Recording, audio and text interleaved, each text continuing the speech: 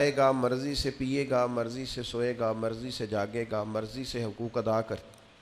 کیا یہ سمجھتا ہے انسان اسے یوں ہی چھوڑ دیا جائے گا؟ معنی کیا ہے کہ ایسا نہیں ہے، اسے بہت ساری پابندیوں کا پابند رہنا پڑے گا، بہت سارے احکامات کی اسے پیروی کرنی پڑے گی، بہت ساری چیزوں کی فرما برداری کرنی پڑے گی. ہر مال اس کا نہیں ہے، اسے حلال اور حرام کی تمیز پیدا کرنی پڑے گی. ہر بات جو اس کی ذہن میں آئے گی یہ کہہ نہیں دے گا، بلکہ اسے سوچ کر بولنا پڑے گا. اسے یوں ہی نہیں چھوڑ دیا جائے گا، اس پر پابندیاں رکھی جائیں گی. اور پھر جو اعمال یہ کرے گا ان اعمال کے اثرات بھی مرتب ہوں گے اس کی زندگی میں. نیکی کرے گا تو اس کا حسن پائے گا، زندگی میں سکون آئے گا، اطمینان آئے گا. اگر اپنی زندگی کے اندر یہ گناہ کرے گا، اللہ کی نافرمانی کرے گا تو وَمَنْ أَعْرَضَ عَنْ ذِكْرِي فَإِنَّ لَهُ مَعِيشَةً ضَنْكًا. اللہ فرماتے ہیں میری یاد سے منہ موڑ لو گے تو زندگی تنگ ہو جائے گی، دشواری ہوگی، تمہاری معیشت تمہارے لیے مشکلات کا شکار ہو جائے گی. یہ نہیں ہے کہ انسان کو یوں ہی چھوڑ دیا جائے گا. اور پھر اسی آیت کا معنی یہ بھی بیان کیا ہمارے مفسرین نے کہ ایسا نہیں ہوگا کہ قیامت نہیں سجے گی، یہ نہیں ہوگا کہ جزا و سزا کا میدان نہیں لگے گا. اگر وقوع قیامت ہی نہ ہو، قیامت کا میدان ہی نہ لگے، تو کیا جس نے ظلم سہا ہے اور اس امید پر چلا گیا ہے کہ قیامت میں بھی فیصلہ ہونا ہے، تو پھر تو اس کے ساتھ ناانصافی ہو گئی. اگر صبح قیامت میدان ہی نہ لگے، وقوع قیامت ہی نہ ہو، تو ظالم جو زندگی بھر ظلم کرتا رہا، جبر کرتا رہا اور کمزور لوگ اسے سزا نہ دے سکے، تو وہ قیامت میں بھی یوں ہی دندناتا پھرے. قیامت کے میدان کا لگنا، جزا اور سزا کا ہونا، یہ عقلاً بھی ضروری ہے، نقلاً بھی ضروری. صبح قیامت جب اللہ کی بارگاہ میں لوگ کھڑے کیے جائیں گے تو اس موقع پر جزا و سزا کا تصور اور عقیدہ اسلام کا بنیادی عقیدہ ہے. جو بندہ یہ کہے کہ میں قیامت یا آخرت کو نہیں مانتا، وہ بندہ مسلمان نہیں ہے. اللہ کو ماننے کے ساتھ ساتھ، رسول اللہ صلی اللہ تعالیٰ علیہ وسلم کو ماننے کے ساتھ ساتھ آخرت پر یقین رکھنا اسلام کا بنیادی عقیدہ ہے. اور یہ وہ عقیدہ ہے جو انسان کی زندگی میں انقلاب پیدا کر دیتا ہے. جس بندے کو تصور ہونا کہ مجھے کھڑا کیا جائے گا، مجھ سے باز پرس ہوگی، مجھ سے حساب لیا جائے گا، مجھ پر وہ ایک دانشور نے لکھا ہے کہ ایک مالک کا اپنے ملازم پر بہت زیادہ اعتبار ہو گیا تھا. اس نے پھر اس سے پوچھنا چھوڑ دیا کہ آج کتنی آمدن ہوئی ہے، کتنی بچت ہوئی ہے، کتنے اخراجات ہوئے ہیں. تو وہ جو اس کا ملازم تھا وہ بڑا نیک آدمی تھا.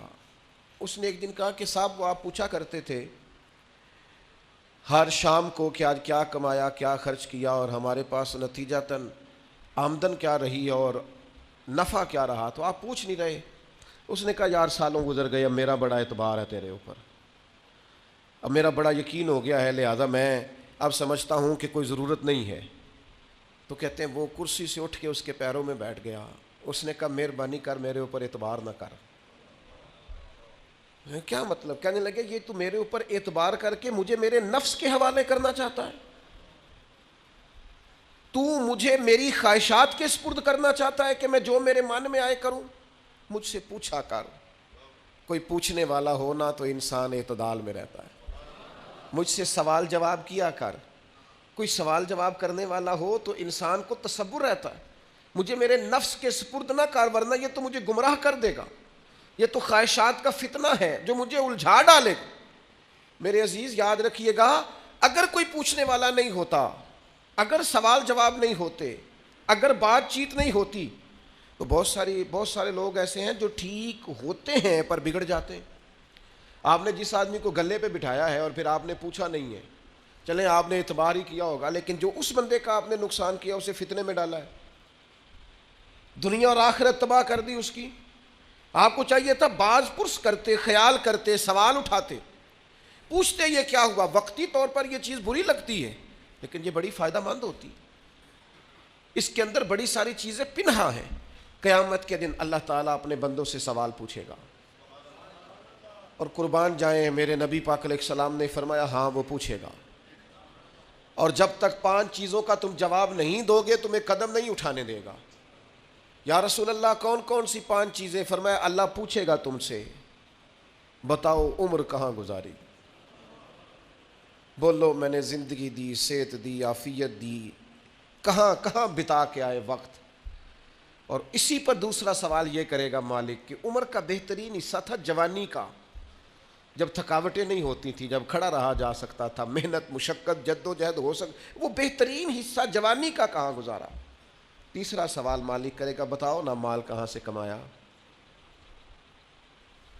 اور چوتھا سوال یہ تھا کمانے کے بعد بھی مالک تم نہیں تھے، گویا دیا تو میں نہیں تھا نا، تو بتاؤ پھر لگایا کہاں پہ تھا، خرچ کہاں پہ کیا؟ ثم لتسألن یومئذ عن النعیم، ایک ایک نعمت کے بارے میں اللہ پوچھے گا۔ اور 5واں سوال اللہ پوچھے گا بتاؤ جو تم جانتے تھے تم نے اس پر عمل کتنا کیا؟ جس کا تمہیں پتا تھا، جس کا تمہیں شعور تھا اس پر تو اللہ سوال پوچھے گا۔ اب یہ کیوں سوال ہوں گے وقوع قیامت میں؟ یہ کیوں پوچھا جائے گا کہ قیامت کے دن کی جزا سزا کا خوف ہو بندے پر۔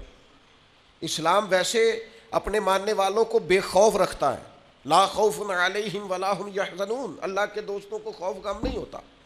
ایک غم تم اپنے اندر رکھو کہ تمہیں قیامت کے دن پوچھا جائے گا، اس کا خوف پیدا کرو، اور یہ خوف مالک کو اتنا پسند ہے، فرمایا وَلِمَنْ خَافَ مَقَامَ رَبِّهِ جَنَّتَانِ، جو اللہ کے سامنے کھڑے ہونے سے ڈرے گا اللہ اسے 2 جنتیں عطا فرمائے گا۔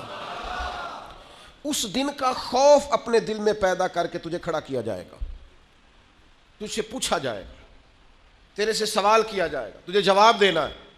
تیری طبیعت کے اندر ہمارے ہاں ہوا یہ ہے کہ کچھ لوگوں نے لوگوں کو بے خوف کر دیا ہے۔ امام غزالی رحمۃ اللہ تعالیٰ علیہ فرمایا کرتے تھے جس قوم کے اندر ایسا واعظ، ایسا عالم، ایسا خطیب، ایسا شخص موجود ہونا جو لوگوں سے کچھ بھی نہیں ہونا، بے فکر ہو جاؤ، جہاں ایسا آدمی موجود ہو وہاں شیطان کی ضرورت نہیں ہوتی، وہ تو خود لوگوں کو وسوسوں میں ڈال رہا ہے، وہ تیرے دل کے اندر خوف پیدا کرے، وہی ہے تیرے زمانے کا امام برحق جو تجھے حاضر و موجود سے بیزار کرے، وہ تجھے بتائے کہ قیامت میں حساب دینا ہے۔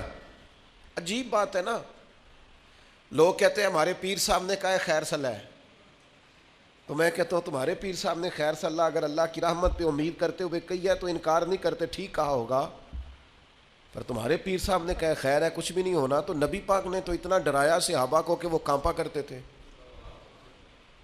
ان کے تو رونگٹے کھڑے رہتے تھے، رحمت للعالمین محبوب کے پاس بیٹھنے والے۔ حضرت انس بن مالک رضی اللہ تعالیٰ عنہ ایک دن بیٹھے تھے لوگوں کے بیچ، تو اچانک اندھیرا، دفعتاً اچانک اندھیرا چھا گیا، تو ایک شخص نے کہا جب حضور کے زمانے میں ایسا ہوتا تھا تو آپ کیا کرتے تھے؟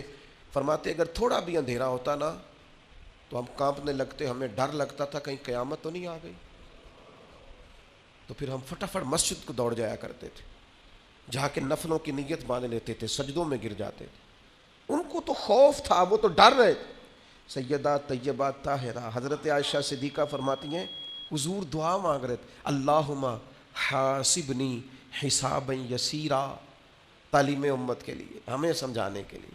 کریم کہتے ہیں اے اللہ مجھ سے جب تو قیامت والے دن حساب لینا تو ذرا آسان کر کے لینا۔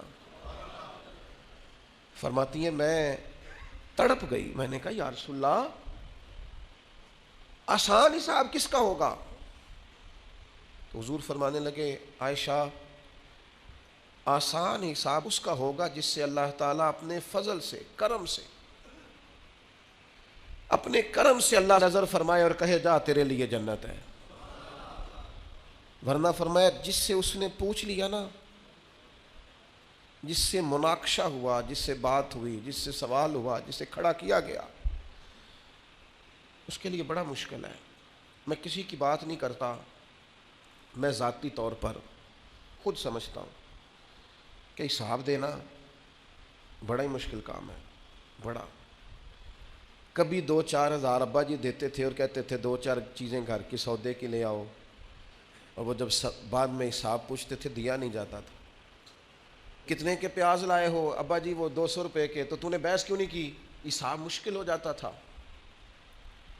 کبھی کبھی پوچھ لیتے تھے نا حساب استاد صاحب کہ آؤ نا آج ٹیسٹ دینا ہے جو تم نے پڑھا ہے، رات نیند کوئی نہیں آتی تھی، سویرے ٹیسٹ ہے، بچوں کو کھانا نہیں گزرتا، سویرے امتحان ہے، پرچہ ہے، جس دن صبح نتیجہ نکلنا ہوتا ہے کیا ہو جائے گا، کھا جائے گا کوئی فیل ہو گئے تو دنیا چھوڑنی پڑے گی. مسلوں پہ بیٹھے ہیں نوجوان، کچھ بھی نہیں، مڈل کا، matric, F A, B A, M A کا امتحان ہے، کچھ بھی نہیں، تسبیحاں پڑھ رہی ہیں بیٹیاں. او خدا کے بندو، دنیا کے چھوٹے چھوٹے حساب سے ڈرتے ہو، اس وقت سے کیوں نہیں ڈرتے جب وہ مالک کھڑا کر کے کہے گا بتا نا، میں نے دی تھی نا صحت تجھے، جوانی میں نے دی تھی نا، تیرے ساتھ کتنے لوگ اور بھی تھے ان پڑھ تھے، عزتیں، شہرتیں، علم، دولتیں میں نے تجھے دی تھی نا، کتنے لوگ تھے تیرے ساتھ پیدا ہوئے تھے، بیمار تھے، کمزور تھے، معذور تھے، صحت تو تجھے میں نے دی تھی نا، آنا میری نعمتوں کا حساب دے. میرے عزیز، قیامت کے دن جس سے حساب پوچھا گیا، مناقشہ کیا گیا، حضور فرماتے ہیں وہ قابو آ گیا. ہم بھی قیامت کا ذکر کرتے ہیں، ہم بھی کہتے ہیں قیامت کو لے لیں گے، قیامت کو دے دیں گے، لیکن اس کے بعد جو اثر مرتب ہونا ہوتا ہے نا، اثر. ترمذی میں حدیث ہے، دو صحابہ کے درمیان نزاع پیدا ہو گیا زمین کے وراثت کے ایک مسئلے پر. دونوں کے پاس گواہ موجود نہیں تھے، ایک کہتا تھا پلاٹ میرا ہے، مجھے ملا ہے وراثت میں، دوسرا کہتا تھا میرا ہے. اگرچہ اللہ تعالیٰ نے محبوب پاک علیہ السلام کو غیب کے خزانوں کی کنجیاں دی ہیں، پر ہمیں سمجھانے کے لیے نبی کریم علیہ السلام ان سے فرمانے لگے، ہو سکتا ہے آج تم میں سے کوئی زیادہ تیز بولے، زیادہ بات بنانی اسے آتی ہو، زیادہ سلیقے سے قائل کرنا آتا ہو، اور آج زیادہ اچھے طریقے سے وکالت کر کے وہ اپنے حصے میں فیصلہ لے جائے کسی سے. لیکن یاد رکھنا، آج تو تیزی دکھا کے، چلاکی کر کے اپنے حصے میں فیصلے کرا لو گے، قیامت میں ایسا نہیں ہوگا. قیامت کے دن تمہیں جواب دینا ہے. آج ہو سکتا ہے تم تیزی دکھاؤ، چلاکی دکھاؤ، کسی کو بنا لو، بات سنا لو، کوئی بھولا آدمی تمہارے کا شریف آدمی ہو، پیار کرنے والا ہو، تمہارے پیچھے چل نکلے، تم دال. قیامت میں کیا کرو گے؟ تو ہمارے بیچ بھی یہ باتیں ہوتی ہیں، پر معاذ اللہ ہم کہتے ہیں دیکھی جائے گی. ان دونوں کو رسول کریم نے جب فرمایا نا کہ آج تو تم فیصلہ کرا لو گے، قیامت میں کیا کرو گے، تو ایک کہنے لگا یا رسول اللہ میرا گزارا ہوتا ہے، اسی کو دے دیں آپ، حضور میرا کام چلتا ہے. تو وہ دوسرے کہنے لگے نہیں، آپ مہربانی فرمائیں، آپ نا انہی کو دے دیں. یہ نا میرا، حضرت عمر کا زمانہ تھا نا، تو ایک شخص نے زمین بیچی تو دوسرے نے خرید لی. تو وہ جس نے خریدی وہ ہل چلانے لگا، تو ہل چلاتے چلاتے اندر سے خزانہ نکل آیا. تو وہ لے کے اس شخص کے پاس چلا گیا، کہنے لگا میں نے نا زمین خریدی تھی، خزانے نہیں خریدے تھے، لہذا رکھ لے اپنا خزانہ. تو وہ کہنے لگا میرے بھائی تو کچھ زیادہ نیک نہیں، میں نے جب بیچی تھی تو زمین بھی بیچی تھی اور جو کچھ اندر تھا سارا ہی بیچ دیا تھا، لہذا تیرا ہی ہے، میں نہیں قیامت میں حساب. وہ کہتا ہے تیرا ہے، یہ کہتا ہے آج کل کیا ہوتا ہے، نہیں نہیں میرا ہے، ابا جی سے پوچھ لو، چاچا جی سے پوچھ لو، میں پہلے بار گیا تھا، کام پہلے میں نے شروع کیا تھا، فلانے سے پوچھ کے دیکھو، محنت ساری میری ہے. تیرا ہے بھائی، تیرا ہے، مجھے نہیں چاہیے، لے جا لے جا. قربان جائیں، یہ دنیا میں وہ روشن ستارے ہیں جن میں نور محمد عربی نے عطا فرمایا صلی اللہ تعالی علیہ وسلم. لے جا بھائی تیرا ہے. اب وہ فیصلہ حضرت ابی بن کعب کے پاس گیا، فیصلہ انہوں نے بڑا انوکھا کیا. وہ کہنے لگے جی میں نے دیکھے جی، میں نے زمین خریدی تھی، اندر خزانہ تو نہیں نہ خریدا تھا، اسے کہے رکھے اپنا خزانہ. تو وہ کہنے لگا جی میں نے بیچ دی تو خزانہ بھی اسی کا ہے. انہوں نے فیصلہ کیا، دونوں سے پوچھنے لگے آپ کی اولاد ہے؟ ایک نے کہا میرا بیٹا ہے، دوسرے نے کہا میری بیٹی ہے. فرمایا دونوں کا نکاح کر کے خزانہ دونوں کو دے دو، ان کے حوالے کر دو بچوں کے، تم دونوں. جب وقوع قیامت کا خیال ہوتا ہے نا، اللہ کی بارگاہ میں حاضر ہونا ہے، جب صبح قیامت کا تصور، اور ساری رات یہ سوچ آتی ہے کہ صبح مال کیسے زیادہ کرنا ہے اور کیسے جمع کرنا ہے، اور اللہ فرماتا ہے کہ گن گن کے رکھتے ہو رات کو، ویل لکل ہمزۃ لمزہ الذی جمع مالا وعددہ. رات گن گن کے رکھتا ہے، 1000 والے علیحدہ، 500 والے، 5000 والے علیحدہ علیحدہ. اللہ کہتا ہے گن گن کے رکھتا ہے، تو جمع کر کر کے رکھتا ہے، پتہ ہے مالک کو. اور میرے بھائی جس طرح تو یہ سوچتا ہے صبح پیسے زیادہ کرنے، یہ کیوں نہیں سوچتا قیامت میں حساب بھی دینا ہے، اللہ کی بارگاہ میں حاضر بھی ہونا ہے.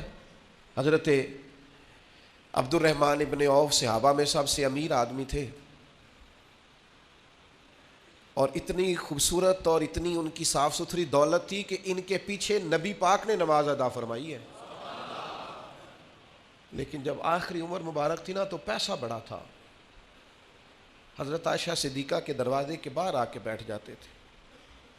کہتے تھے اماں جی حضرت امیر حمزہ تو مجھ سے افضل تھے، لیکن جب دنیا سے گئے تھے تو کفن کا کپڑا بھی کوئی نہیں تھا. میں تو فاروق اعظم کو اپنے سے اعلیٰ جانتا ہوں، اور وہ شخص تو ساری زندگی پھٹے ہوئے کرتے میں وقت گزار کے چلا گیا. علی ابن ابی طالب حضور کے بھائی تھے، ساری زندگی پھٹی تہمت انہوں نے پہنی، پیوند لگے ہوئے، جگہ جگہ پہ پیوند لگے، تہمت پہنی، اور میرے پاس اتنے پیسے. اور پھر جب زیادہ رونے کو دل کرتا تو حضرت عبد الرحمن ابن عوف کہتے سیدہ پاک کے دروازے کے باہر بیٹھے، امیر آدمی، اور کہتے کہ اماں جی نبی پاک کے گھر میں مہینہ مہینہ چولہا نہیں جلا، اور میرا اتنا مال اتنا پیسہ کیسے حساب دوں گا. تو پھر جناب حضرت عائشہ صدیقہ ان سے کہتی عبد الرحمن اٹھ، اللہ کی راہ میں خیرات کر کے آ، مجھے امید ہے اللہ تیرے اوپر آسانی فرمائے گا. صبح قیامت کا ڈر، اللہ کا خوف، اس کی بارگاہ کے اندر حاضری کا تھوڑا سا. کئی دنوں کے بعد کھانا حضرت ابو الہیثم کے باغ میں جا کے کھایا. حضرت عمر کہتے ہیں یہ مسلم شریف میں ہے، فرماتے ہیں کئی دنوں کی بھوک تھی، میں گیا تھا ابو بکر کے گھر کھانا کھاؤں گا تو انہوں نے بھی کئی دنوں سے نہیں کھایا تھا، ہم دونوں حضور کی بارگاہ میں حاضر ہو گئے. نبی کریم نے فرمایا بھوک لگ رہی ہے تمہیں؟ میں ہاں. فرمایا میں نے بھی 4 دن سے روٹی کوئی نہیں کھائی. چلو ابو الہیثم انصاری کے گھر چلتے ہیں. فرماتے ہیں انہوں نے نہ بکری ذبح کی، نبی پاک علیہ السلام نے تھوڑا سا کھانا کھایا، اور کھانا کھا کے حضور گہری سوچ میں چلے گئے. تو عرض کی یا رسول اللہ صلی اللہ تعالیٰ علیہ وسلم کیا ہوا؟ تو حضور فرمانے لگے سوچ رہا ہوں یہ کھایا ہے اس کا حساب بھی تو دینا ہے نا. تو حضرت عمر فاروق کہتے ہیں میں تڑپ کے عرض کی حضور 4 دنوں کے بعد اگر گوشت ملا ہے تو حساب دینا ہے؟ تو حضور نے فرمایا عمر صرف وہ کپڑا جو تمہارا بدن چھپائے، وہ چھت جو تمہارا سر چھپائے، اور وہ کھانا جو تمہاری کمر سیدھی رکھے، اس کے علاوہ اللہ تم سے سوال پوچھے گا، تم نے جواب دینا ہے. ہتھی بکی مٹی پوندے، ہاتھ نہیں ہلاؤندے ڈر دے، جنہاں لی تو پاپ کمائے دس کتھے نہیں تیرے کر دے. لا نہ بلا کے بیٹا تو وہ اپنے بچوں کے ساتھ موج کر رہا ہے، بیٹیاں اپنے اپنے گھروں میں آباد ہیں. جنہاں لی تو پاپ کمائے لیا بلا 10 کتھے نہیں ہو تیرے کر دے. میں بچوں کے لیے ساری زندگی اپنے لیے دوزخ کٹھی کرتے رہے، بچوں کو دے دے کے چلے گئے اور حساب ہم دیں. حضرت علی فرمایا تجھ سے بڑا بھی بیوقوف کوئی نہیں کہ کھائے گا کوئی اور حساب تو دے گا. اور پھر کیوں رازق بنتے ہو بچوں کے؟ ان کے لیے حلال اور طیب کٹھا کرو، ان کے رازق نہ بنو، ان کا رازق اللہ ہے. یہ نہ خیال کرو کہ میں نہیں اگر بہت زیادہ کما سکوں گا تو پتہ نہیں یہ روٹی نہیں کھائیں گے. اس بات سے باہر آ جاؤ، یہ کمزوری ہے اپنی طبیعت کی، اس کو نکال دو. عزیز بھائیوں قیامت میں اللہ تبارک و تعالی کی بارگاہ میں کھڑے ہونے سے جو بندہ ڈر جائے. بابا فرید الدین مسعود گنج شکر رحمۃ اللہ علیہ فرماتے ایک نیک نوجوان تھا پر قیامت سے بڑا ڈرتا تھا، بڑا ہی روتا تھا. وہ کہتا تھا کہ حساب نہیں دیا جاتا. اور پھر چونکہ ایک عمر گزار کے اس نے توبہ کی تھی تو پچھلے گناہ یاد کر کر کے وہ رویا کرتا تھا، یاد ماضی عذاب ہے یا رب، چھین لے مجھ سے حافظہ میرا. روتا تھا، بیمار ہو گیا، آخری وقت آیا تو اس نے اپنی اماں کو بلایا. بابا صاحب فرماتے اس نے وصیت کی کہ اماں میری 3 باتیں، میں مر جاؤں تو 3 کا خیال رکھنا. کا کون سی؟ کہا کسی کو تو نہ بتانا، لیکن جب میرا انتقال ہو جائے نا تو میرے گلے میں رسی ڈالنا اور ذرا مجھے کھینچنا سین میں. اور ماں بتانا لوگوں کو کہ جو رب کی نافرمانی میں زندگی گزارے اس کا یہی اشر کرنا چاہیے. پھر اس طرح کرنا جب میرا جنازہ اٹھے تو رات کو اٹھانا، کیونکہ بڑے لوگ میری عادتوں کرتوتوں سے واقف ہیں. میں نہیں چاہتا کہ جنازے پہ بھی کوئی گواہی دے دے کہ وہ فلانا جا رہا ہے. رات کو جنازہ چپ کر کے مجھے دفن کر دینا. اور تیسرا تھوڑی دیر جب لوگ آ جائیں تو اماں میری قبر پہ رہنا، مجھے امید ہے ماں کی برکت سے اللہ تعالیٰ میرے اوپر آسانی فرمائے گا، تھوڑی دیر رہنا۔ خاتون روئی پر بیٹے نے وعدہ لے لیا، بابا صاحب نے لکھا ہے جب اس کا انتقال ہوا تو بی بی ابھی رسہ لے ہی رہی تھی، دروازے پہ کسی درویش نے دستک دی، اس نے کہا نہ کرنا، رات خوابیں آئی ہیں اور آنے والوں نے آ کے کہا ہے اس سے کہنا اس کے بارے میں کچھ ایسا نہ کرے، رب کی رحمت پر امید ہے، اللہ بغیر حساب جنت عطا فرمائے گا۔ یہ رب کا مقبول بندہ ہے، اللہ کے کئی بندوں کو رات یہ نظارہ ہوا ہے۔ یہ خوف اگر پیدا ہو جائے قیامت کا کہ اللہ کے حضور حاضر ہونا ہے، یہ اگر تصور جاگزیں ہو جائے، آپ کہیں گے اس طرح کرنا درست ہے، تو بخاری میں حدیث ہے، نبی کریم علیہ السلام نے فرمایا اللہ کے ایک بندے نے وصیت کر دی تھی، ایک بندے نے وصیت کی تھی اپنے بچوں سے، اس نے کہا تھا یار میں بڑا گناہگار ہوں، قیامت کے دن میں سامنا نہیں کر سکتا، اس طرح کرنا جب میں مر جاؤں نا مجھے جلا دینا، یہ بخاری میں حدیث ہے، اور جلا کے میری خاک اڑا دینا، میں جل جاؤں گا پر میں حساب پتہ سارا ہے سردار نو کیتیاں دا، من نانم کہ من دانم، ساری زندگی گزر گئی لوگوں کا حساب کرتے، فلانا اس طرح کا ہے فلانا، اور لوگوں کا تو تجھے صرف شک ہے، اپنا تو پاک ہے، پکی بات چھپاتا ہے۔ کچھ لوگ کہتے ہیں جی میں جی ہمیشہ سچ بولتا ہوں، اپنے بارے میں بولنا سچ، ہمت کرنا جرت کا مظاہرہ کر، اپنے بارے میں سچ بول، بتا کہاں کہاں کرتوت کیے، کہاں کہاں جبر کیے، کہاں کہاں ظلم کیے، کہاں کہاں دوسروں کے بارے میں سچ بولتا ہے، یہ کس نے اجازت دی؟ اپنے بارے میں سچ بول، اپنے بارے میں بتا، اپنا اپنا حساب کر۔ حضرت ابراہیم ابن ادم رحمۃ اللہ تعالی علیہ مریدوں کے ساتھ گزر رہے تھے تو اوپر سے کسی بندے نے خاک ڈالی، تو مرید دوڑ پڑے، کہنے لگے ہم انہیں پکڑیں گے، تو حضرت صاحب فرمانے لگے کچھ نہ کہنا۔ حضور کیوں؟ فرمانے لگے میں کوئی شے بھی نہیں، اور اگر تم مجھ سے میرے عمل پوچھو تو اس نے خاک ڈالی ہے، میں اس قابل ہوں مجھ پر آگ ڈالی جائے، اور یہ عاجزی کے لیے نہیں کہا انہوں نے، ان کا حال یہاں تو چھوٹے چھوٹے لوگ میری طرح کے بن کے بیٹھ گئے، یہ انداز، یہ آنا، یہ جانا، یہ نصیحتیں کرنا، یہ کرو فر، یہ ترے، یہ کیا بات ہے، سوچتے ہی نہیں تھوڑی دیر کے لیے بھی۔ حضور فرماتے اس نے وصیت کی کہ مجھے جلا دینا، میری خاک بہا دینا، مجھے ڈر آتا ہے، میں نہیں مالک کا سامنا کر سکتا،